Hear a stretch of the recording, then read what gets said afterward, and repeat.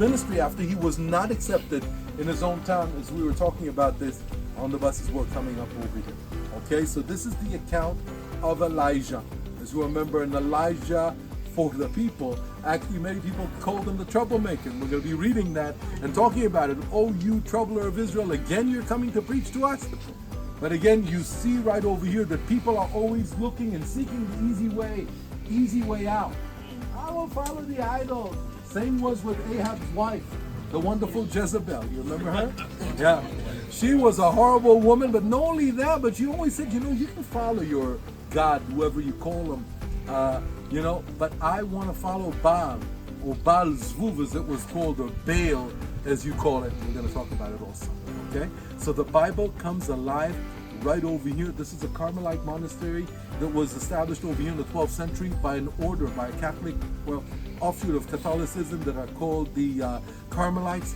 Carmel, coming from the word Carmel.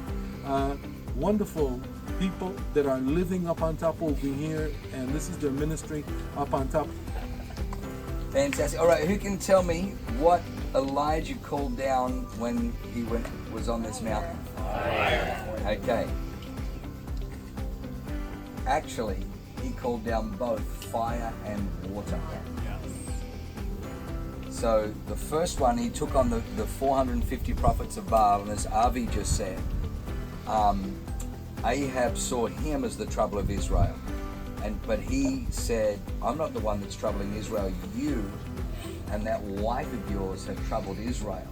You've brought cursing on the land because you've brought in the false worship of a false god. This is the land that God promised to Abraham, to Isaac, and to Jacob. And God has been faithful. God has been a faithful God, and now you are getting the people to be unfaithful to a God who's only been faithful. He led them out of Egypt, out of 400 years of slavery, brought them to this land, part of the Red Sea. You're bringing trouble on the land by so he says, come up to Mount Carmel. So they came up here, and he took on the 450 prophets of Baal, and you know the story. They went first, and the Bible says they were, dancing and singing and carrying on, and then when that didn't work, they began to cut themselves till the blood ran out. Because whenever you worship a false god, it's always harmful to yourself. And then there was no fire, nothing, and then Elijah took 12 stones and set them up to represent the 12 tribes of Israel, and he repaired the altar, and then he got them to bring water in a drought. They poured the water on the bull, and he said do it a second time. They did it a third time. They ran down into the trenches, so they were standing in ankle deep water, and he prayed once, and fire came down, consumed the bull, the wood, the altar, the stones, and licked up all the water. And the Bible says in that day the entire nation of Israel fell on their face, and they began to cry, the Lord, He is God. The Lord, He is God. And most of us finish the story there. But as Avi was saying, he then got the people, the nation, seized the prophets of Baal. Yeah.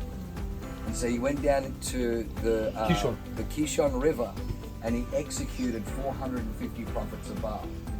The reason he had to execute the 450 prophets of Baal was because today we call it the airwaves.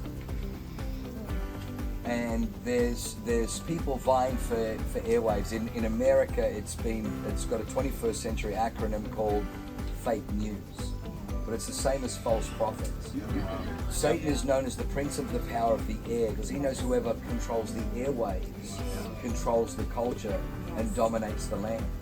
So Elijah knows that he's just called down fire to prove which is God. But remember, Elijah said in chapter 17, there'll be no dew nor rain these years except at my word. Right. Yeah.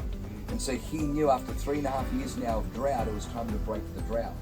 The only way he could break the drought was he had to deal with the cause of the drought, and that was the false prophets. Yeah. So after he executed all 450 false prophets, he turns to Ahab and he says, get into your chariot and go to your palace and eat and drink.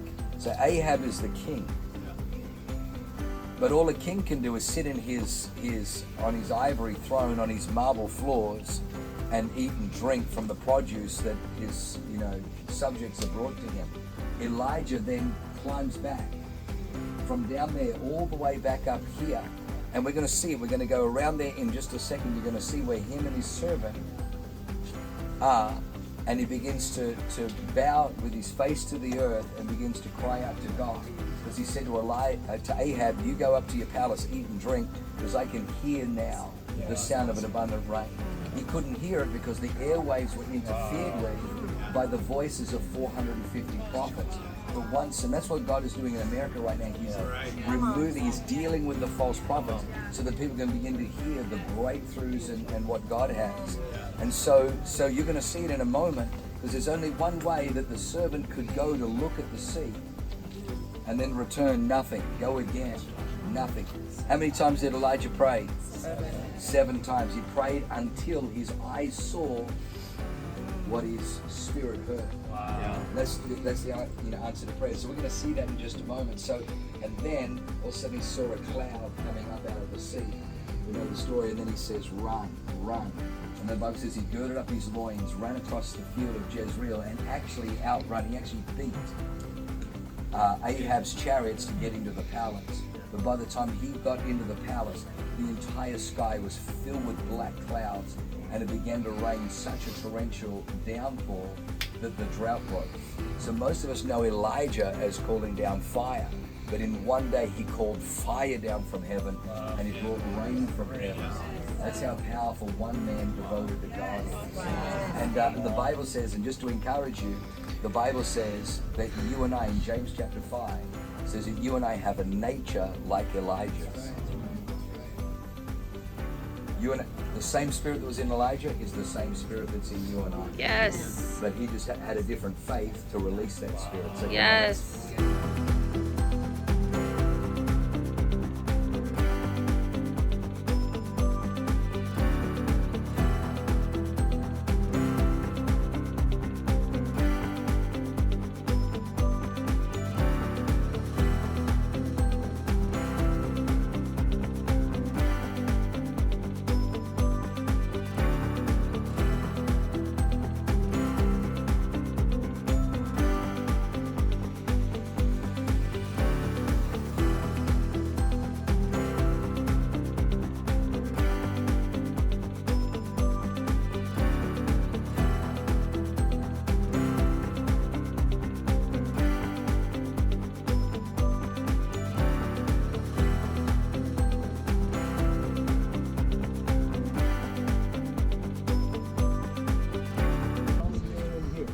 This valley that you see over here is probably one of the most important valleys in Christianity, and this is the place where the last battle on earth is going to prevail.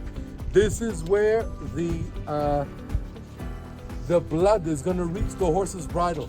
Right over here in this area. This is where the armies of the world are going to gather in this valley that you see, which is called the Valley of Armageddon, which is 2 words in Hebrew, Ha, which means mountain, and Megiddo, which is the city that we're going to see. The mountain of Megiddo, that's the name. We call it also the Jezreel Valley, and this is where we have the most fertile land. And this is the oxymoron. Again, it's one of the most fertile areas. It's one of the most beautiful and gives you all the fruits and vegetables that you'd like. But eventually, this is going to be, at the end of times, will turn into a major battle site. If you look at the 2 strips over there that are coming up, again, this is Air Base number 1, which is the Air Force. And a little bit further to the left, we see a hill. That's Nazareth. Nazareth is there. This is where Jesus spends most of his childhood. You remember that Jesus was born in Bethlehem?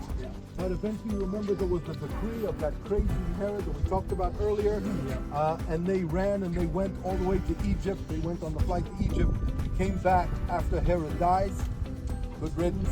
And eventually, from the age of 4 till about the age of 29 is when Jesus grows up in Nazareth, which was a small, tiny little village of less than 12 families that lived there. It was it's not mentioned anywhere, but in the New Testament, Nazareth was a place. It was a small... Can any good thing come out of Nazareth? That's exactly what I wanted to say. I know it. Yeah, can anything good come out of Nazareth?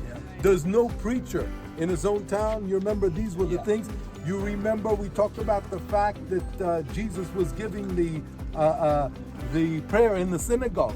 He was leading, and as explained on the bus, eventually the idea is that the most distinguished and the one that reads the best will be reading on the Sabbath because everybody is up there. But again, you remember him reading from Isaiah 61. You remember in these days again the power of the Lord, or the Spirit of the Lord had fallen upon me, as we remember. But this was not the portion of the week, my friends, and I want to let you know. And this is why the Jews chased Jesus to the brow of the hill. They said, you know, in the beginning they were amazed and they were saying, "Oh my goodness, what kind of words? Look at who we have over here."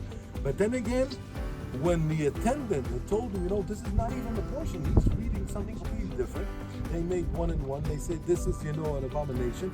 This is, you know, they're not reading the right scripture. This is, you know, blasphemy. Blasphemy is, you know, we take him to the brow of the hill and we stone him or kill him or whatever. And they chase Jesus to the brow of the hill that unfortunately you can't see. Maybe it'll clear up a little bit. But then in Mount Precipice, this is where Jesus actually disappears from the crowd. And this is when he realizes that he needs to start a different ministry. He could not preach to his own, to the people of Nazareth, but look for the people. And then eventually he collects his 100 the disciples and moves to the area of where we're going to be, to Capernaum, where he establishes ministry. And then eventually between Capernaum and the Galilee of where we are in Jerusalem, this is where Jesus actually is going on the high holidays, going up to Jerusalem on the regular times, living with the disciples and with the people with the followers, what we call the early Judeo-Christians, living in the area next to the Sea of Galilee. Okay? Awesome. Friends, we came all the way from the Mediterranean Sea, and I'm showing you this again. Mediterranean to the back of us, and I'm showing you one more time in the same servant, Elijah. So look for the cloud that would mark the end of the drought. This is the direction, right over there. For those of you who have sharp eyes, you can actually see the power plant that is there. Okay, the power plant is Can you see it? Power plant? Caesarea is. I cannot. Now, one other thing with that I'm going to end and let you enjoy the view. High places. We're going to talk about the high places. The people believe, like Pastor was talking about the airwaves, that the higher they are, the closer they are to God. Okay? This is why they love the high places, especially if they were green and especially if they had water inside. Okay? Wow. All right. Thank you so much. Thank you. My pleasure. Thank you. Thank you.